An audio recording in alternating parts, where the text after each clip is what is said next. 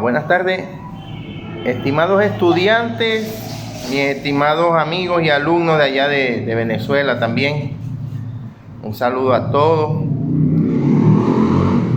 Vengo con la segunda parte del libro del estudio llamado Jesús es Rey de los Judíos. Se acerca seriamente una hambruna mundial. Obviamente para nadie es un secreto que los acontecimientos que están ocurriendo a nivel mundial son acontecimientos de gran preocupación, no solamente para los que están viviendo o sufriendo directamente ese agravio, sino todas las adyacencias. Y cuando hablo de las adyacencias y las subadyacencias, son todos los países que de alguna manera dependen del comercio, dependen del abastecimiento externo, de la importación y de la exportación. Fíjense que acá en Ecuador, en cuanto a aquí es la producción de banano, como es en Venezuela el petróleo. Y el banano se produce en gran cantidad. Uno va por las calles y ve cualquier cantidad de plantación de banano, cacao, un país agrícola. Y en la calle uno ve centenares y centenares y centenares de racimas de guineo, de plátano.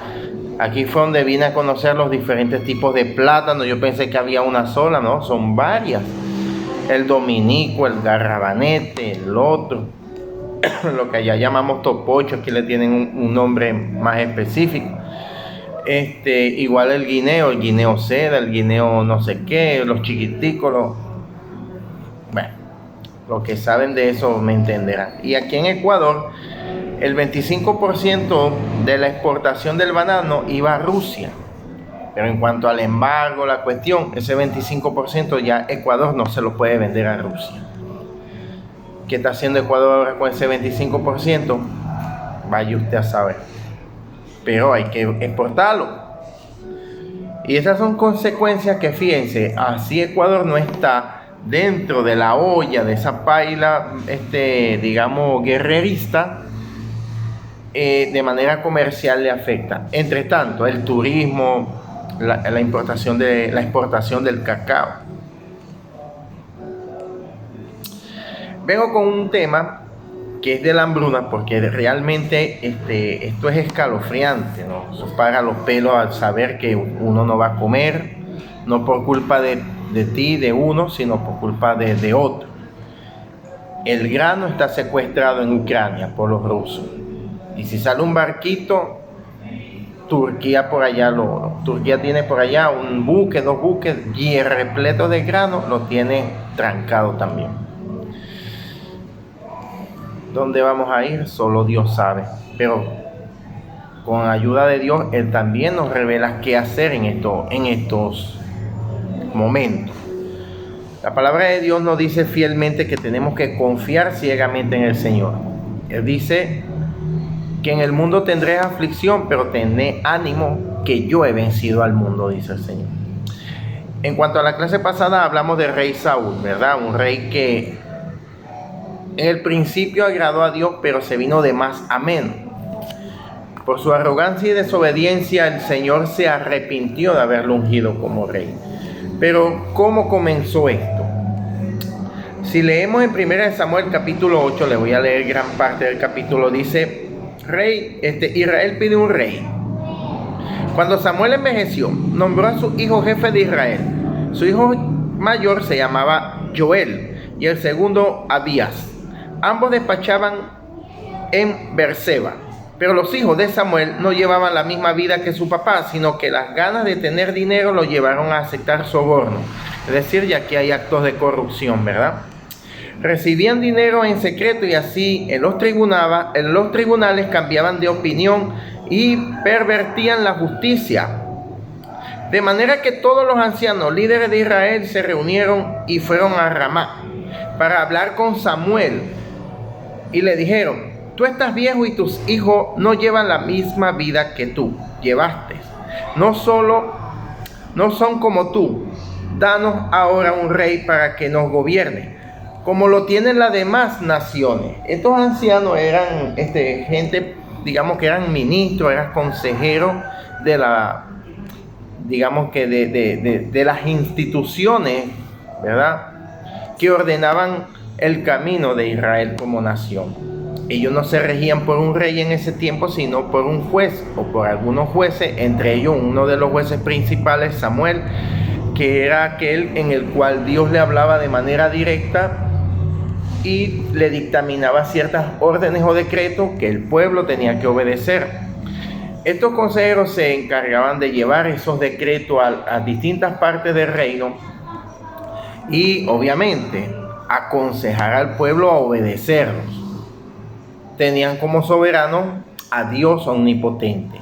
Pero ellos sintieron miedo porque los hijos de Samuel fueron una vergüenza para su doctrina, para la ley. Pero fíjense, ellos mismos sobornaban a los hijos de Samuel y después llegaron y le dijeron a Samuel: mira, Samuel, ya tú estás viejo, te vas a morir, van a quedar tus hijos, no confiamos en ellos porque no son como tú eres un hombre recto, de verdad, sin mácula, eres realmente digno de ser llamado juez de Israel, pero tus hijos dejan mucho que desear. Pero es la doble moral, ¿verdad? Porque ellos mismos se encargaban de hacer que estos muchachos fueran corrompidos. ¿Y cómo sé yo esto? Fíjense lo que dice acá en el versículo 6 en adelante. A Samuel no le gustó nada que el pueblo pidiera un rey, por lo cual oró al Señor. Él hizo lo que mejor le convenía, orar a Dios en cuanto a esto. Voy a consultar con Dios. Mira, Dios, el pueblo me está pidiendo un rey humano porque me voy a morir y no confían en mis hijos. Ellos dicen que quieren un rey como lo tienen las demás naciones. Esas demás naciones eran naciones con dioses paganos: los moabitas, los madianitas, los amalecitas, los filisteos, los amorreos, toda esta gente del oriente, ¿verdad? Los ismaelitas, ellos tenían dioses paganos. Pero a Samuel no le gustó nada que el pueblo pidiera un rey, por lo cual oró al Señor. El Señor le dijo a Samuel, aquí sí podemos decir que Dios le habló a Samuel: haz lo que el pueblo te pide, hazlo, ya que no te están rechazando a ti, sino a mí. No me quieren como rey, están haciendo lo mismo de siempre. Los saqué de Egipto, pero ellos me abandonaron y sirvieron a otros dioses, y ahora están haciendo lo mismo contigo. Así que escúchalo, pero adviérteles lo que les hará un rey. Diles cómo gobierna un rey a su pueblo. Y Samuel les dijo que el Señor le había dicho a él: esto es lo que hará el rey que los gobierne. Les quitará a sus hijos y los forzará a servirles como soldados para que se hagan cargo de los carros militares y de la caballería. Se convertirán en sus guardias para abrirle paso al carro real. Los forzará a convertirse en soldados y oficiales y nombrará a quienes tendrán a su cargo 1000 soldados y quienes tendrán 50. Algunos los forzará a sembrar y a cosechar y a fabricar armas de guerra y accesorios para sus carros. También les quitará a sus hijas para que se hagan perfumes, comida y panes. Se adueñarán de sus mejores campos, viñedos y olivares. Les quitará todo esto y se los dará a sus oficiales. Tomará la 10ª parte de sus granos y uvas y se la dará a sus oficiales y siervos. El rey tomará para sí, a los siervos y a las siervas de ustedes. Se apoderará de su mejor ganado y de sus asnos para que trabajen para él. También tomará la 10ª parte de su rebaño y ustedes mismos se convertirán en sus esclavos. Cuando llegue ese tiempo llorarán a causa del rey que han elegido, y entonces el Señor no les contestará. Pero el pueblo no escuchó a Samuel y decía: no queremos tener un rey que nos gobierne. No, decía, no, queremos un rey que nos gobierne. Claro que sí, no importa, eso no va a suceder. Eso no va a pasar en Venezuela, eso es en Cuba nomás. ¿No se acuerdan de eso? Aquí no va a pasar eso. Eso fue en Cuba. No queremos tener un rey queremos tener un rey que nos gobierne, para ser como todas las demás naciones. Ese es el hombre, el de la gorra, ¿se acuerdan? Nuestro rey nos guiará, irá delante de nosotros y peleará nuestras batallas. Samuel escuchó al pueblo, se lo comunicó al Señor. Disculpen. Entonces el Señor le contestó: hazle caso, dales un rey. Así que Samuel les dijo al pueblo de Israel que se fuera cada quien a su casa. Fíjense todas las consecuencias que es confiar en otro hombre que te gobierne. Maldito el hombre que confía en otro hombre. Eso lo leí la clase pasada. Un hombre que, va a ser impuesto no por Dios, sino por los hombres. ¿Cómo sé yo que esta gente no era quien realmente corrompía a los hijos de Samuel? Porque un verdadero siervo de Dios no confía en otro hombre, sino sigue realmente el lineamiento del Señor. No necesita de buscar otra persona que lo gobierne. Decir, no, queremos un rey. No desecha a Dios por un humano. Un hombre de Dios no hace eso. Un hombre de Dios no se vale por su propia prudencia, sino confía en la sabiduría del Señor. Busca primeramente a Dios, que es el principio de toda sabiduría, dice comenzando acá los proverbios. ¿Qué pasó con Saúl? Fue de más a menos, fue ungido. Viva nuestro rey, tenemos un rey. Que viva el rey, tenemos un rey, gritaba el pueblo de Israel. Que viva el rey, tenemos un rey. ¿Y qué pasó? ¿Qué es el pueblo? ¿Qué transcurrió durante el reinado de Saúl? Fíjense que él hasta unos días antes de morir, o unas horas antes de morir, consultó hasta una hechicera porque Dios lo había abandonado. Él quería hablar con el espíritu de Samuel, y esa es otra clase que en algún momento explicaré. Si era realmente o no el espíritu de Samuel. Pero ¿qué sucedió? Que vino Dios y le dijo: hazle caso, no te están rechazando a ti, Samuel, me están rechazando a mí. El granero de hoy en día en el mundo está puesto en manos de los hombres, y hay una hambruna mundial porque no han confiado en el Señor. Esas consecuencias las vemos hoy en día. Dios no ha hecho nada porque haya hambruna en el mundo. Pero no lo ha hecho, es el mismo ser humano que decidió apartarse de Dios para dedicarse a servir a un ser humano. Ponen como ídolo a un presidente de acá, a uno de acá, de derecha, de izquierda. Y mucho tiempo atrás, no, ese es el flaco, ese sí es el que va a tumbar al régimen de Venezuela. Y el flaco dándose vida, y para allá y para acá, sin un discurso político. Y la gente creyendo en San Juan. Y hasta la fecha ha sido la mayor decepción de la oposición venezolana. Y disculpe que esto lo traigo, pero es que el ámbito político venezolano y mundial no puede apartarse de lo que realmente es la Biblia, porque es la consecuencia de la desobediencia a Dios. No confiar en Dios, confiar en imágenes, confían en la acá, confían en la morena, confían en la que tiene el muchachito en los brazos, en Astoret. Lo que falta es que, y han sacado a Dios de las iglesias. Mucha gente va a la iglesia porque lo considera su club de diversión, como decía mi papá, el club de divertimento. Para pasar el domingo en la mañana, llevarse una ropita nueva que tal vez compró entre la semana y y no va realmente a adorar a Dios. Eso está como en algún momento yo fui a un ayuno un sábado allá en Venezuela, a una iglesia, y estábamos orando y ya que se hicieron las 12, porque el ayuno era hasta las 12, dice una hermanita: gracias a Dios son las 12 porque me estaba muriendo de hambre. Yo le digo: Dios mío, y el Espíritu Santo no te llenó, porque cuando uno está ayunando y uno está en el Espíritu, uno no siente hambre, ni sueño, ni sed. Por eso se llama ayuno, porque te purifica. Pero volviendo al tema, el Rey de los judíos, nuestro Señor y único Salvador personal, tiempo después, siglos después, nos advierte y nos aconseja a confiar en Él. Dice: está bien, no es que olvidemos, dejemos este capítulo acá. Aquí estoy yo, soy el Nuevo Testamento, soy el nuevo pacto que hizo Dios con los hombres. Soy yo, el Mesías, Jesús de Nazaret. ¿Y qué hizo la gente? A los suyos vino y los suyos no lo aceptaron, lo descartaron. Y la razón por la cual estamos viviendo esto no es porque Dios creó esta situación. No, esta situación la creó el mismo ser humano para que vean y vivan las consecuencias de lo que es vivir sin Dios. Y el mismo Jesús lo dice, este mundo está gobernado por el malvado, por el maligno. Hablemos de la esperanza, hablemos del nuevo rey, del rey de los judíos.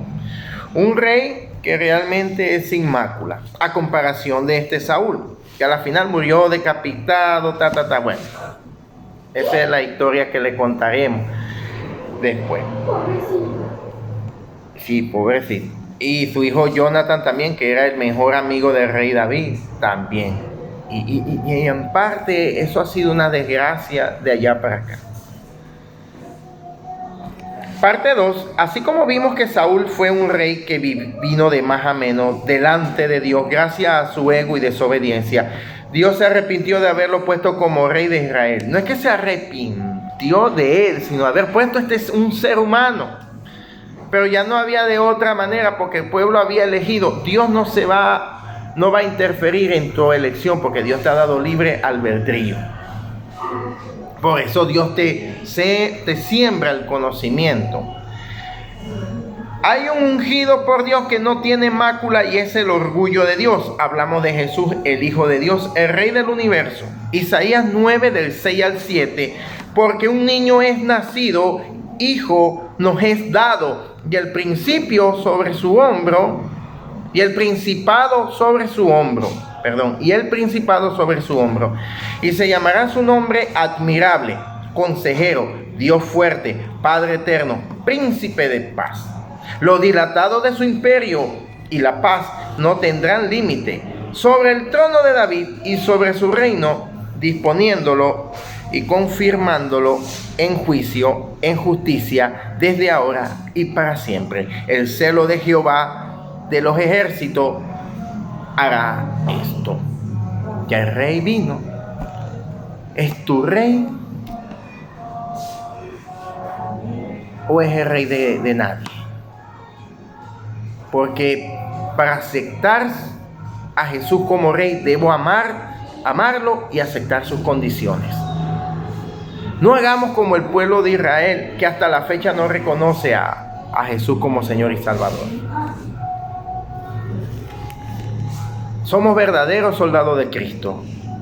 Y fíjense que muchas veces decía la gente, si gana este presidente, este candidato nos va a quitar los hijos, no, si tiene 2 casas te va a quitar. Fíjense, ese miedo ¿de dónde viene?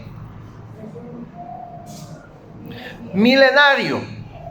En cambio, Dios no te quita, Dios te multiplica. Un rey que está a tu disposición. No te va a quitar décimo. Tú no estás en la obligación de dar tus décimos. Pero como tú amas a Dios, los das con amor. No para que Él te los devuelva al 100 por 1, sino porque tú lo amas. Y tu sueldo no es tuyo, es de Él. Y todavía Él deja que te quedes con el 90%. ¿Qué amor, qué rey es este? El rey del amor. Este rey posee todas las condiciones, las condecoraciones, las características de un verdadero guerrero de justicia. Un rey que jamás se rinde ni se doblega. Es conforme al corazón de Jehová. Mateo 3:17. Y hubo una voz de los cielos que decía: este es mi hijo amado, en quien tengo complacencia. Un rey que va de victoria en victoria, no conoce derrota alguna. En Hebreos 3:14 dice: porque somos hechos participantes de Cristo, con tal que retengamos firme hasta el fin nuestra confianza del principio. Es decir, no botes tu primer amor. Romanos 8:37. Antes, en todas estas cosas somos más que vencedores por medio de aquel que nos amó. Vamos de victoria en victoria, un rey que no conoce derrota, el rey que es nuestro Salvador. Primera de Corintios 11:32. Mas siendo juzgados, somos castigados por el Señor para que no seamos condenados con el mundo. Recuerde Santiago 4:4. Oh almas adúlteras, ustedes saben o no saben que ser amigo del mundo es enemistarse con Dios. Todo aquel que se hace amigo del mundo se constituye enemigo de Dios. ¿Y qué es el mundo, Señor? Todo el sistema que abarca este planeta, que evita que tú seas un fiel seguidor de Dios, un fiel hijo de Dios. Fíjate que Dios, este rey no te coloca como siervo, no te cataloga de servidumbre ni esclavo, ni siquiera de soldado. Uno cuando acepta a Cristo, uno se constituye hijo de Dios. ¡Qué rey tan hermoso! Juan 3:16, porque de tal manera amó Dios al mundo que ha dado a su único Hijo para que todo aquel que en Él cree no se pierda, mas tenga vida eterna. La vida eterna no te la va a dar ningún presidente de ningún lado. Solo Cristo, solamente en Cristo, solamente en Él. La salvación se encuentra en Él. No hay otro nombre dado a los hombres, solamente en Cristo, solamente en Él. Este rey ya vino. Ejerció su ministerio con los pobres de espíritu, dio a comer a miles de miles, resucitó muertos, sanó enfermos, fue condenado en un juicio injusto, fue muerto en la cruz y al tercer día, venciendo la muerte, resucitó. Aún así, su pueblo no lo aceptó y no lo acepta como rey. Juan 1:11, a los suyos vino y los suyos no le recibieron. Un rey invencible y más. Tiene miles y miles de condecoraciones más que describen la magnitud de su amor y su poder. Por eso dice que lo dilatado de su imperio, dice, no tendrá fin. Y Juan 4:8, primera de Juan 4:8 también, el que no ama no ha conocido a Dios porque Dios es amor. Este es un amor sin límites y sin disminución hacia nosotros, hacia su iglesia. Somos iglesia. De vez en cuando creemos que se ha alejado de nosotros porque no lo sentimos, no lo escuchamos. Pero Él está allí probándonos, Él está trabajando en silencio, observándonos y ayudándonos a ¿qué? A redirigir nuestros pasos, invitándonos y exhortándonos cada día a obedecer su palabra. Juan 14 del 21 al 24 les leo. Desde mi Biblia acá dice, Juan 14, 21, 24. Tres hermosos versículos acá que 14.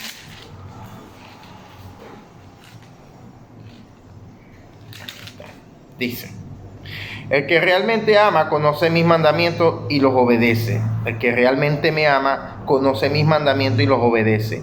Mi Padre amará al que me ame y yo también lo amaré y me mostraré a él. Judas Iscariote, le dijo, Señor, ¿por qué te vas a mostrar a nosotros y no al mundo? Y Jesús le contestó, el que me ama obedece mis enseñanzas. Mi Padre lo amará, vendré a él y viviremos con él. Qué hermoso es el Señor, ¿verdad? El que no me ama no obedece o no obedecerá mis enseñanzas. Las enseñanzas que ustedes han escuchado no son mías, son del Padre que me envió. Si esto no quebranta, no entiendo a qué rey está siguiendo. Son poderosas las palabras del rey de los judíos, del rey de Israel, del rey del universo, del rey de mi vida entera, Jesús. Yo no me he perdido de nada bueno que este mundo me ha podido ofrecer. No me arrepiento del evangelio porque es poder de Dios. Y este rey, Jesús de Nazaret, es y será nuestro Señor, mi Señor. Con Él nunca habrá hambruna en nuestra casa, ni en nuestra despensa, ni en mi cocina. Y les digo, yo soy chef profesional. Y nunca me ha faltado un ingrediente para comer como rey en mi casa. Y yo en mi casa como rey, porque soy hijo de rey. Y yo no es que me como un bichito o no. Yo como un rey, porque soy hijo del Altísimo. Y Él me ha dado talento en mis manos, en mis conocimientos, para disfrutar de ellos, porque dice que si en lo poco me eres fiel, en lo mucho te pondré y vendrás conmigo aquí a esta cena, a esta mesa, te gozarás conmigo, dice el Señor. y yo me estoy gozando con él. Siempre estamos agradecidos de Dios. Mi esposa, mis hijas, comemos como reyes acá.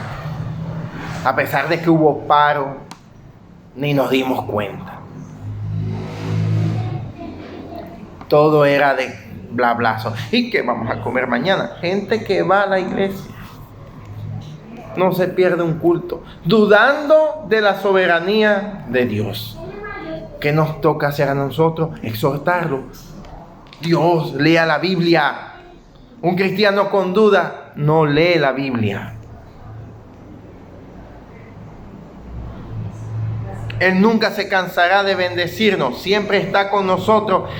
De allí su nombre, Emmanuel, Dios con nosotros. Él es y será el verdadero Rey de justicia. Y sin importar lo que pase en el mundo, si estamos con Cristo y Él en nosotros, nada nos faltará.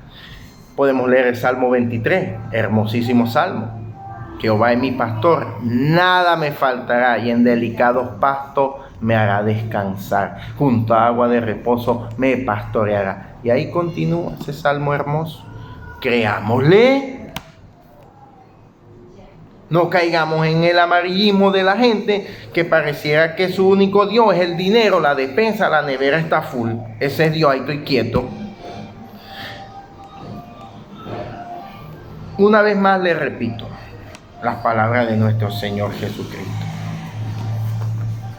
Él es nuestro Señor. En el mundo tendréis aflicción. Que vengan. Porque Él ha vencido al mundo. Y si juntamente con Él somos más que vencedores, estate tranquilo, quédate tranquilo. Donde quiera está Dios, en Estados Unidos, Ecuador, Chile, Uruguay, Perú, África, donde tú invites al Señor, ahí está.